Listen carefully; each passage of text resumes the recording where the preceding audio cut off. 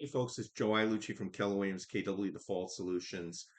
Today in the KW Default Solutions community, we had a question from an agent on our new listings. What are the first things we need to do? So the first thing is going to be is price it properly from day one. So don't start out super high and bring it down. It's better to be low and get multiple offers.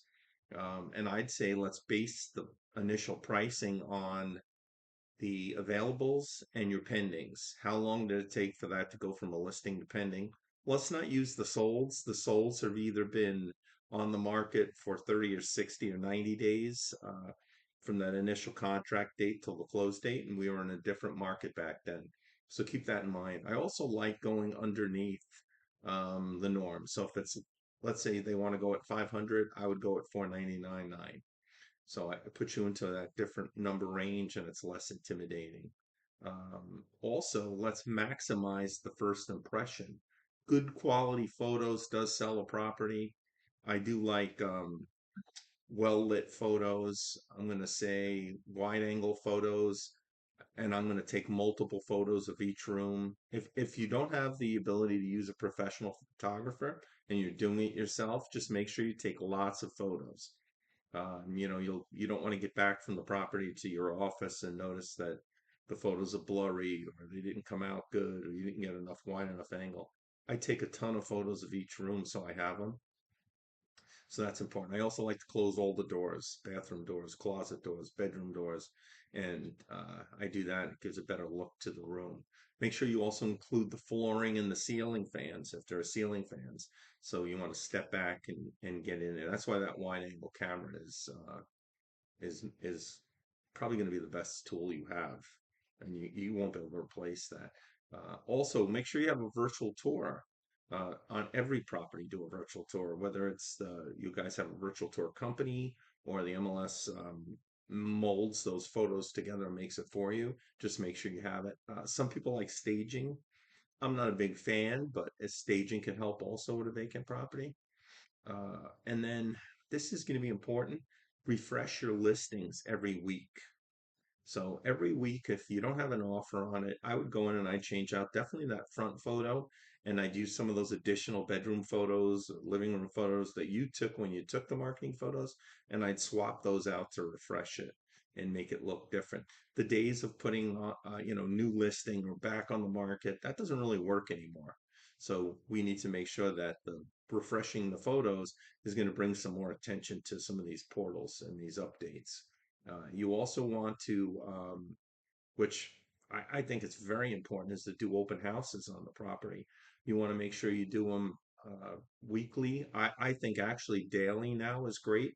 It's actually that you're, at that property showing it, and you're going to be there for neighbors and buyers that are coming around. That's a very good way to meet people also. You'll get additional buyers as well as sellers in the area looking to sell their home.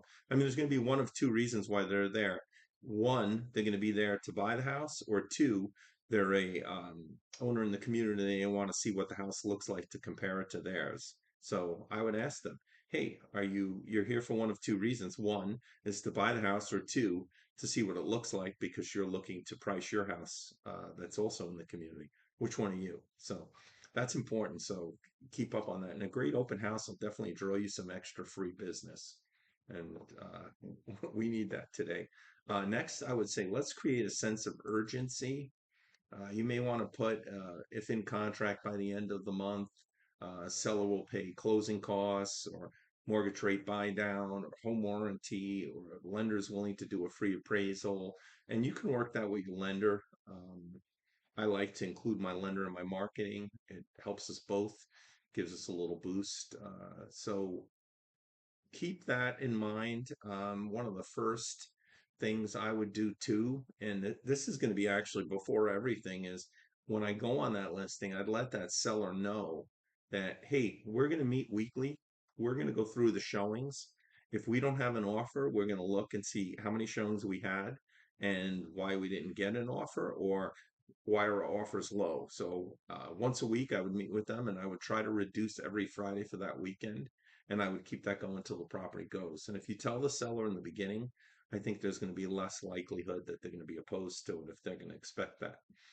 If they, if you let them know on a Wednesday, the count of showings you had for the weekend and they're low, then they're going to expect, you know what, by Friday, we're going to have to be talking about reducing. And also let them know about the other properties that you're competing with. Did any of them go into escrow? Did something fall out of escrow? Is there new competition in the area? And that all goes into play, and it'll help the seller actually come to a rational decision as you move forward. So that's about it. Those are my tips. I think they're all work. I would try them and let's see where it goes. So I'm going to let you go now and we'll talk to you guys soon. Have a great day.